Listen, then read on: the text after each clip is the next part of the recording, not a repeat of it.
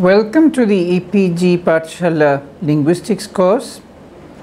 I'm Prabal Dasgupta of the Indian Statistical Institute, Kolkata, responsible for the paper about morphology and syntax, within which this 23rd module, called Questions and Movements, has the objective of explaining the role that movement transformations play in the derivation of questions with reference to data mainly from English.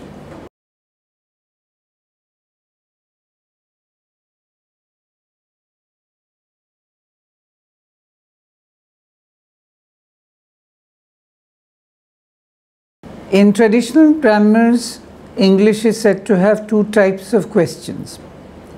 Traditional grammar calls them direct questions and indirect questions. As you know from your school child experiences, these terms were connected to the broader rubrics of direct speech and indirect speech. People talked about direct speech in terms of what is enclosed in quotation marks, and indirect speech as what is reported without quotation marks.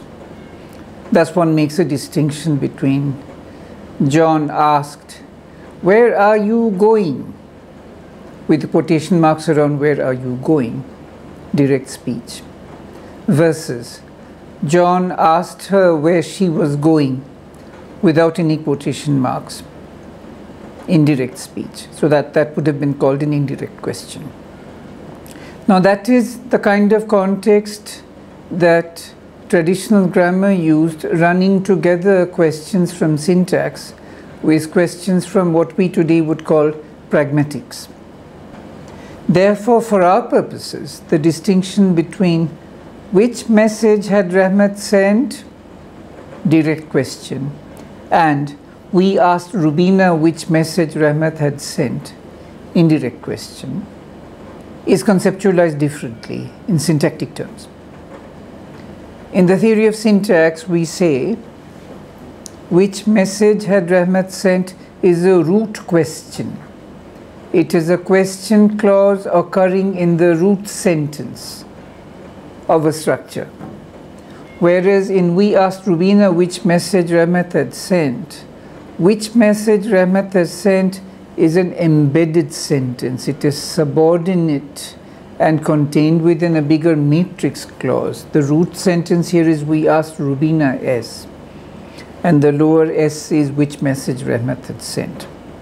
So at one level you can see that our embedded interrogatives correspond to indirect questions and our root interrogatives correspond to direct questions. But surely you see that the perspectives are quite different. The perspective of traditional grammar, from which the terms indirect and direct come, is very different from the perspective in which we speak of root questions and embedded questions. In syntactic terms, what is important is that in the root question, which message had Rahmat sent, the word had, which is an auxiliary, occurs to the left of the subject Rahmat. This shows you that a transformation called subject aux inversion, some people abbreviate it even further and call it SAI, we will not go that far, applies in the sentence to give you which message had Rahmat sent, whereas in the embedded question, in the example, we asked Rubina which message Rahmat had sent, had appears after Rahmat. It is not inverted. The subject is where the subject was in the deep structure, the aux is where the aux was in the deep structure. Nothing has moved. Neither subject nor aux have moved. However, it is an exaggeration to say nothing has moved. It is true that neither the subject nor the auxiliary has moved, but the WH phrase has moved. The sentence is not we asked Rubina Rahmat had sent which message. The sentence is we asked Rubina which message Rahmat had sent. So which message has moved from the position of object of sent to this position to the left of the subject, which in technical terms is called the complementizer position.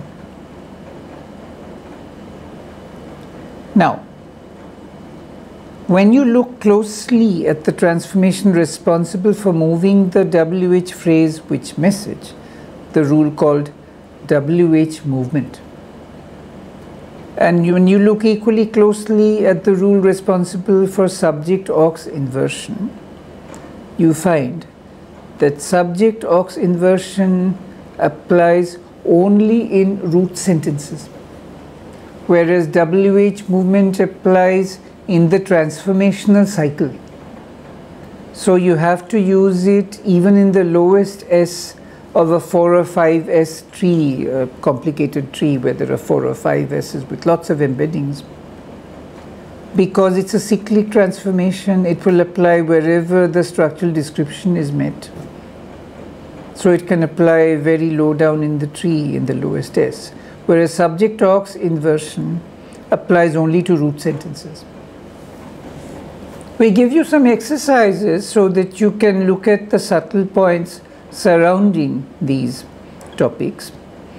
We ask you to consider the data set. We asked her whether he had left a message or not, which alternates with we asked her if he had left a message or not. But the whether and the if have different properties. Instead of saying whether he had left a message or not, you can ask whether or not he had left a message. Whereas instead of if he had left a message or not, you cannot say if or not he had left a message. Whether or not is possible, but if or not is not possible. We ask you to think about this in one of our exercises. In another exercise, we ask you to look at the alternation between if the police had taken action and had the police taken action. The interaction between if it had been up to us and had it been up to us. The reason we want you to look at these constructions is that in the formations had it been up to us or had the police taken action, as you can see, the auxiliary has been fronted. It's a case of subject-aux inversion.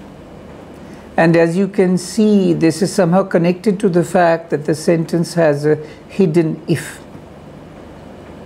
Since the other exercise has shown you that if has a certain affinity with whether, and since you know that whether is a semantically relevant element in alternative questions or if-no questions, you begin to see that there are these constructions involving subject-aux inversion which are not necessarily interrogative, but which involve subject-aux inversion in connection with if, and if is an element that somehow is in the neighborhood of questions, even in sentences where it doesn't express interrogation.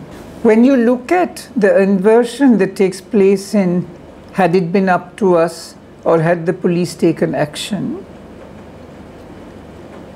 you need to be more precise about it so that you can pursue further how it is similar to questions and in what respects it differs from questions.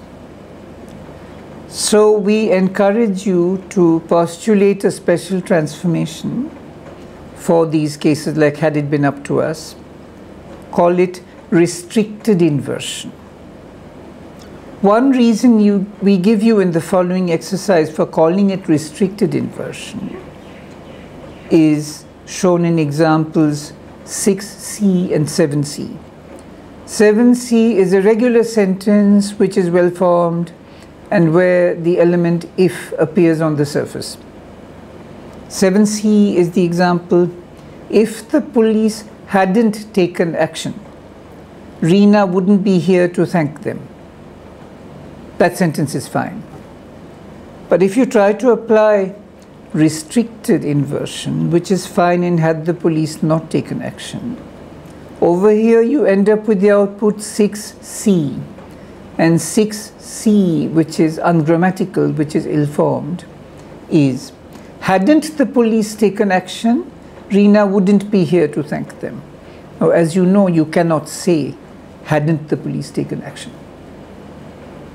One reason then for calling the process responsible for had the police taken action restricted inversion is that there are these limits to its applicability. If you were asking a question, you'd have no trouble asking, hadn't the police taken action? What was going on? That's fine, that's perfect English. But you cannot use it for this conditional construction. You cannot say, hadn't the police taken action, Reena wouldn't be here to thank them, in order to express the meaning, if the police hadn't taken action, then Reena wouldn't be here to thank them.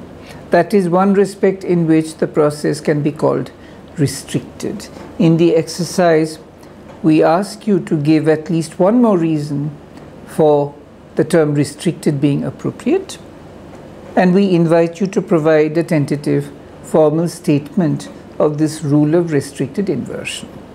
As has become usual in these oral expositions, we will not do the exercise for you. We did a couple at the very early stages of the teaching to do the hand-holding that you need in order to get accustomed to the course, but now you're accustomed to the course and surely you will do your exercises on your own, and will read the e-text to get all the subtleties that the oral exposition is not covering. We are introducing you to root transformations, beginning with subject-aux inversion, which is a root transformation. It is time that you took a look at other phenomena that appear only in the root sentence. One such phenomenon is that of exclamation, marked in the system of punctuation by the exclamation mark. Consider then the syntax of sentence 8. What a big crowd Dilip has invited! Exclamation point.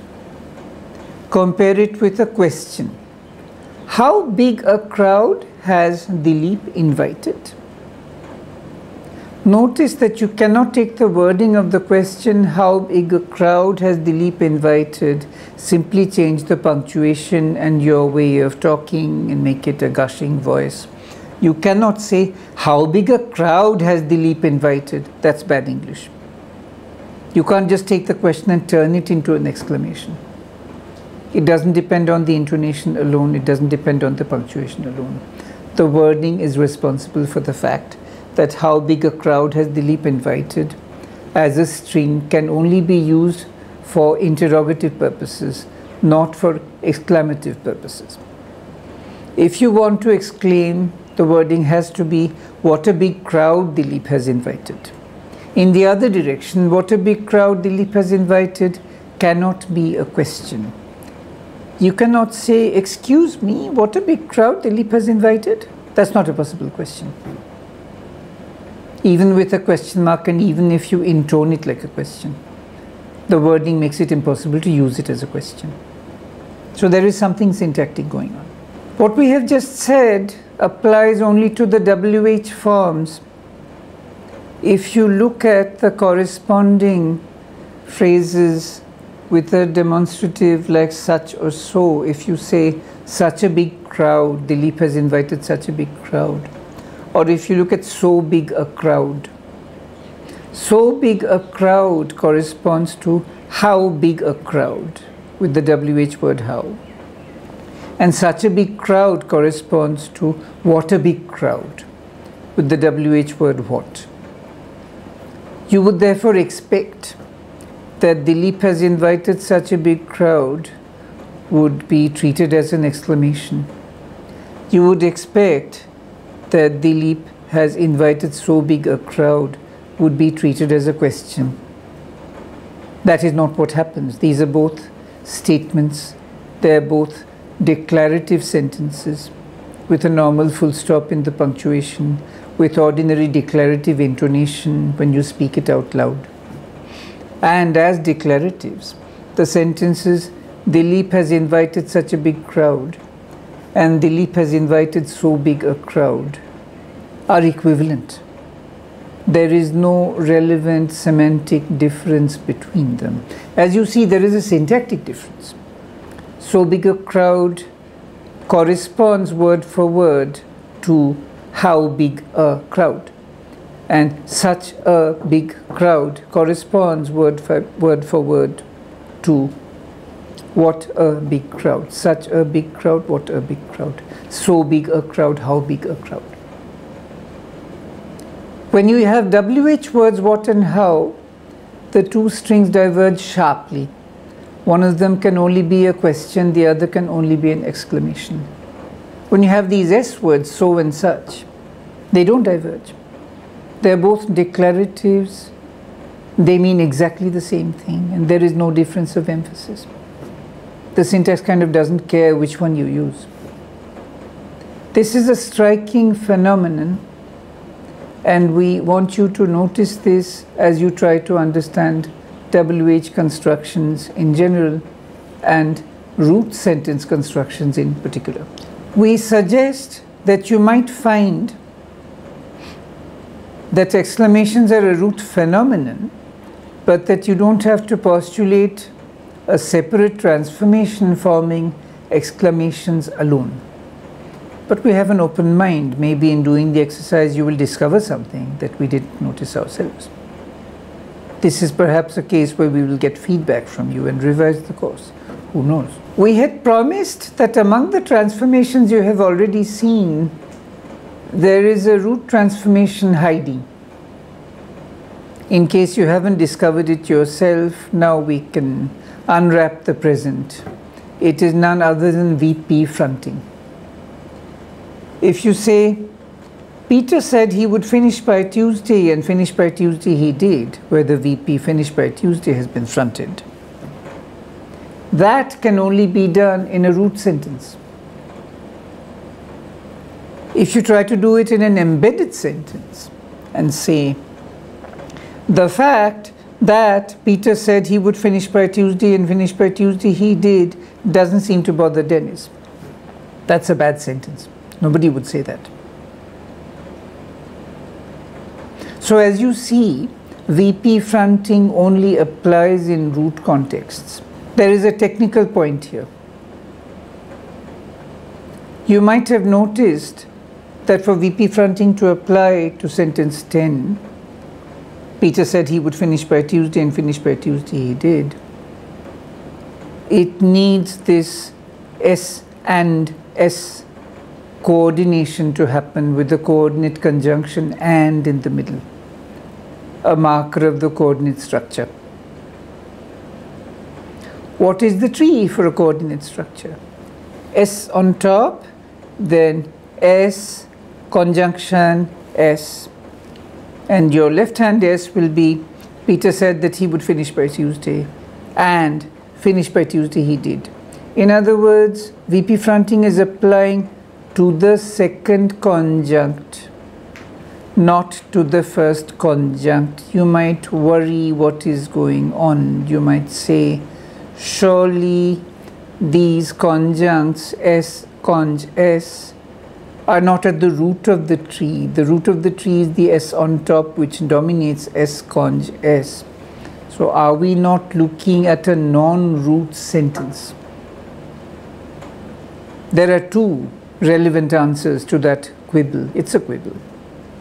The first answer is to say that VP fronting needs the conjunction. You need to look at the entire structure with both wings of the coordinate conjoint structure, and that therefore the entire root sentence is indeed covered by the structural description of VP fronting if you state it properly. That is one possible answer to the question. The other possible answer, in case we wish to allow that VP fronting indeed looks only at the second conjunct, not at the first conjunct, and that therefore it is looking at an S which is technically a daughter of the root S. You need to remember that when there's a coordination happening between two S's to form the root, each of the S's is a head. That is what coordinating constructions are all about. Recall that a coordinating construction is one with more than one head, and that a conjunction puts together elements that are both heads. So the S on which you're operating, even if we grant you that it is the second and not the first of the two conjuncts, that alone sustains the operation of VP fronting. It is a head of the root which makes it tantamount to a root sentence. So you don't need to make a hard and fast distinction between the root sentence and a sentence which is its immediate daughter, which counts as a head of the root sentence. A head of the root sentence is pretty much a root sentence itself. So these are two possible answers that can be given to that query, and you're welcome to kind of go back and forth between them and see if you like them and comment on it if you want to write to us about it. Another root transformation that linguists are very fond of is called topicalization. It takes a sentence like, it creates sentences like John they like but Mary they detest, from deep structures such as they like John but they detest Mary. What happens here is they like John takes the object John and moves it to the front to a position called the topic position. That is why this transformation is called a topicalization transformation. Now, the output of topicalization is again very bad when you try to embed it. If you take the sentence Mary they detest, which is the output of topicalization from they detest Mary, and embed it, you're going to get an output like the fact that Mary they detest is surprising. That's a very bad sentence. Nobody would ever say the fact that Mary they detest is surprising. Now consider the way root transformations interact. In sentence 14, Mary they detest, don't they? You find both topicalization and tag question formation have applied. In the sentence 15, finish it by Tuesday, he did, didn't he? You find that VP fronting and tag question formation have both applied. What is the interaction like? How do you want to order these? We don't set you an exercise because the answer is rather obvious. You have seen formal statements of these rules, and the formal statements are such that the normal canonical order of constituents is taken for granted for the purposes of something like tag question formation. Now, we haven't stated topicalization for you, but surely you can see that the statement is obvious. You take the object and you twist it up to the front. Tag question formation wants everything to stay where it was in the deep structure. So if you start with something like they detest Mary and you form a tag question, you get they detest Mary, don't they? Then you apply topicalization, pull Mary out, and you get Mary they detest, don't they? In that sequencing, you get tag question formation applying first and topicalization second. If you try to do it backwards, if you try to pull Mary out first and go from they detest Mary to Mary they detest, and if you then try to apply tag question formation, you will need to state tag question formation in such a way that your statement doesn't care whether the object is in its canonical position to the right of the verb or whether the object has been topicalized and placed in the front of the sentence. It is extremely difficult, perhaps impossible, to state tag question formation in such a generous way that it manages not to care where the object is located. Transformations depend on a rigid, exact sequencing of the constituents on which they carry out modifications. If you have already disturbed the sequencing, tag question formation won't know how to find the relevant auxiliary and the relevant subject. It will get confused between the subject and the topic. So as you can see, it is logistically a very bad idea to try to order tag question formation after topicalization, because then you will need to complicate tag question formation so that it handles both topicalized sentences and ordinary non-topicalized sentences. For you have to remember that ordinary sentences have a right to form tag questions also, don't they? It is not only topicalized sentences that have that privilege. Therefore, the optimal way to state the rules requires that you should state tag question formation maximally simply, which required that you should allow tag question formation to apply first and topicalization to apply second. You can make this decision on the basis of the economy of rule statements without even looking at the facts. The facts don't have to come into the picture. You can get this kind of reasoning done simply by thinking about the logistics of what you need to accomplish and what your resources are. We've been talking too much about English, and perhaps you're getting the impression that there are no special root phenomena in Indian languages. Of course there are. In Hindi Urdu, for example, suppose somebody is offered coffee when they want tea, and they make a song and dance and say, I want tea, I want tea. Then somebody who's gone out to get tea for the person says, Use chai chahiye, chai. You have to kind of repeat chai to make the point explicit. It's a fairly frequent construction in Indian languages. One doesn't say this in English. Nobody says tea, what he wants is tea. It's not a normal thing to do. We would like to suggest, and we do so in this exercise for you, that there is an emphatic echo noun transformation that applies in Hindi Urdu to derive sentences like Use chai chahiye, chai. Now, if you try to embed that structure, the result is pretty bad. You get sentence 17. ये सुनकर कि उसे चाय चाहिए चाय तूने कुछ नहीं किया. That's very bad.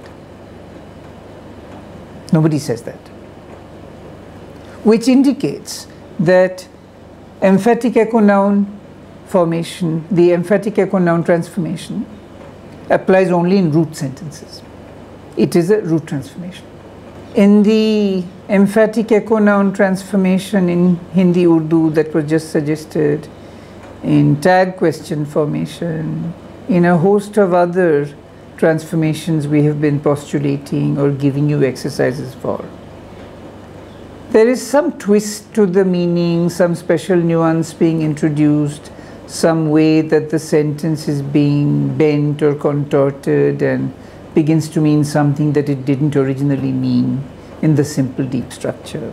How do we solve this problem? How do we make sure that these transformations are not allowed to change the meaning in mid-course and thus take away from the deep structure the right to uniquely and comprehensively represent the meaning of the sentence?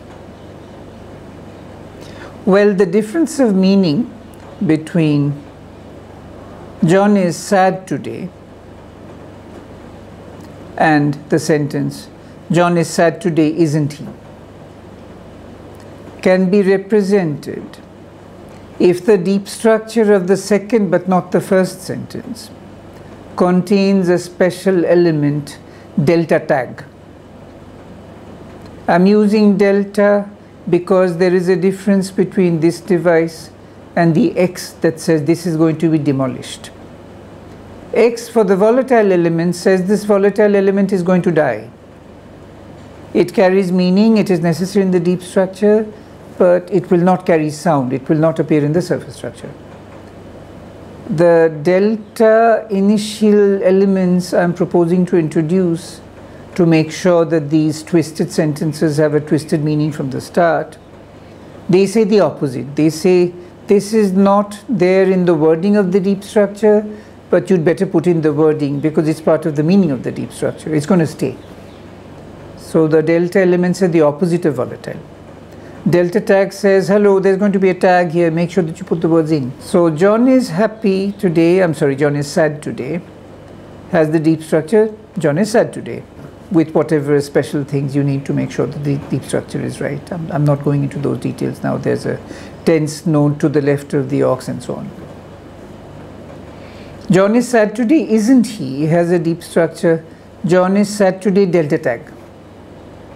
That delta tag at the end of the deep structure says, please apply the tag question formation transformation and supply the words isn't he. It isn't merely a trigger telling tag question formation to apply.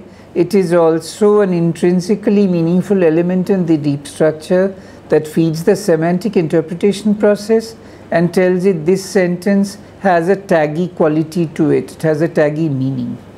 In other words, the speaker is expressing or is rhetorically pretending to express some uncertainty about whether the propositional content of the main clause is or is not as it is represented, which is a fancy way of saying it's a tag question. Likewise, in a sentence that has VP fronting, you want to have a tag that says VP fronting. Why is that?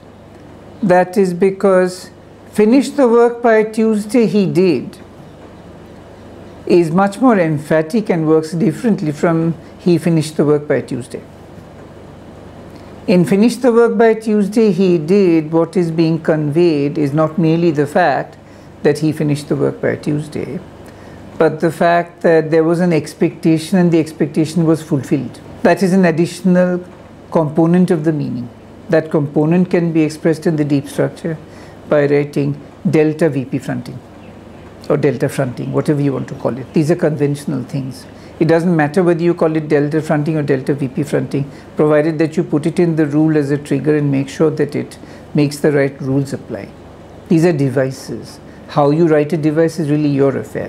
When you consider issues of ordering, there is one set of issues to be considered for cyclic transformations. Those are issues within the cycle. And there's another set of issues at the boundary where cyclic transformations meet the root transformations.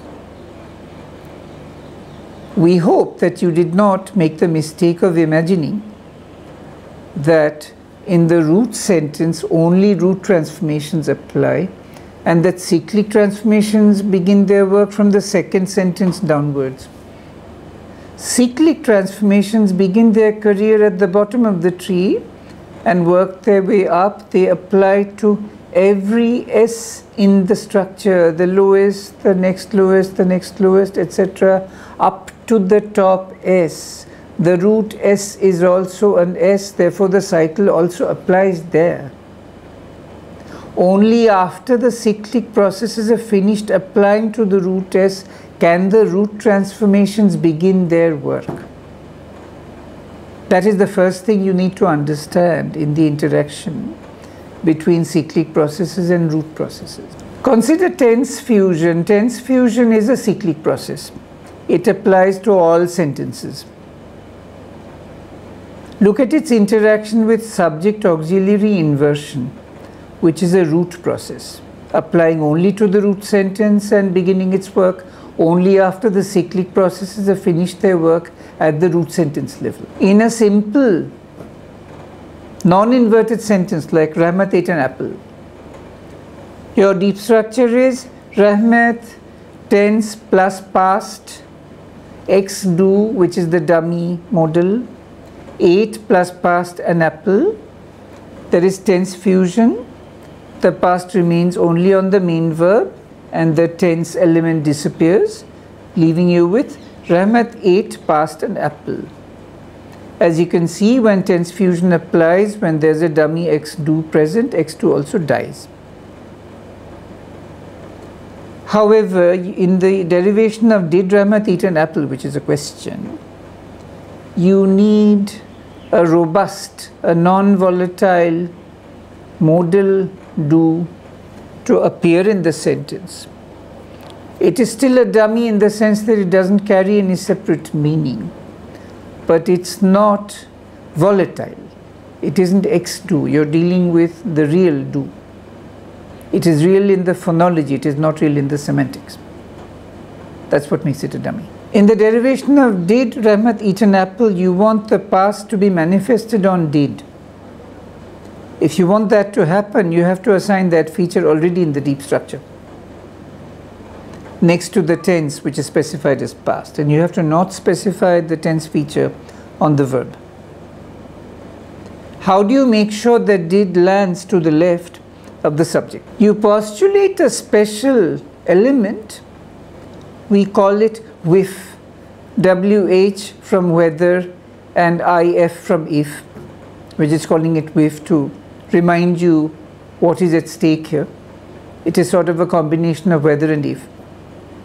And since it's going to die, we mark it with an X. It's a volatile element.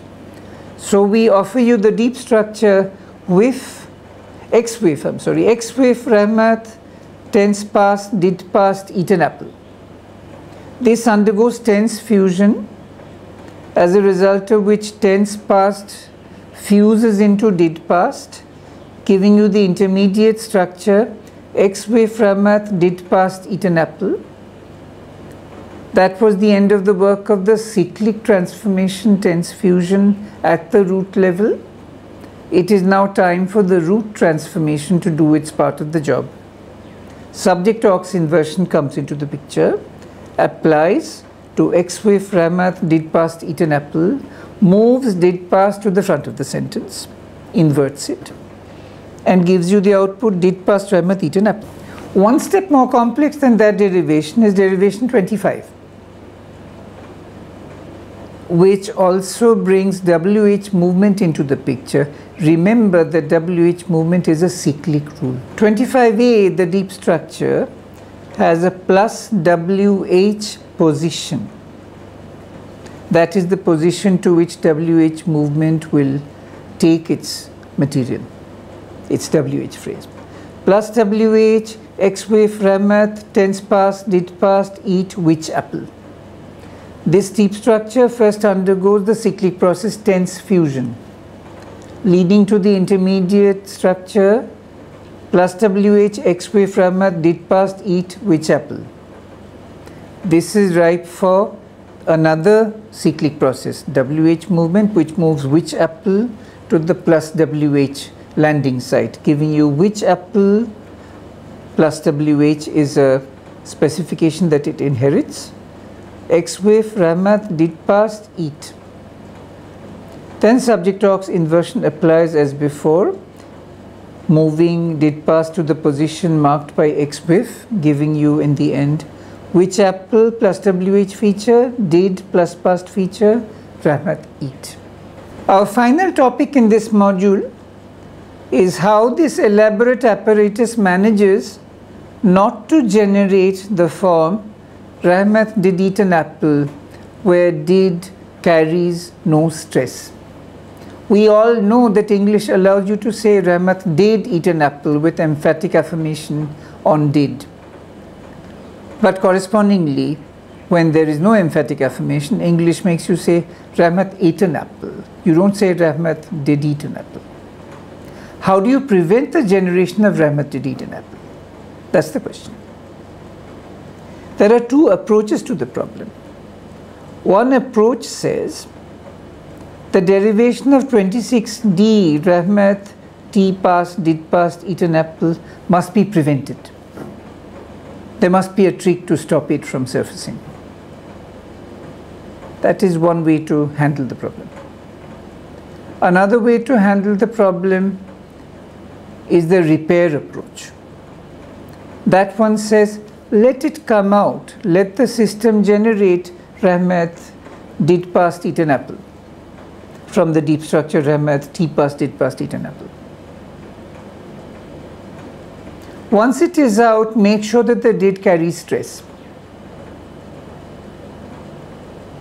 You will notice here that the repair approach harks back to something we were doing in the morphology part of this paper. Which of these is a better approach to the problem?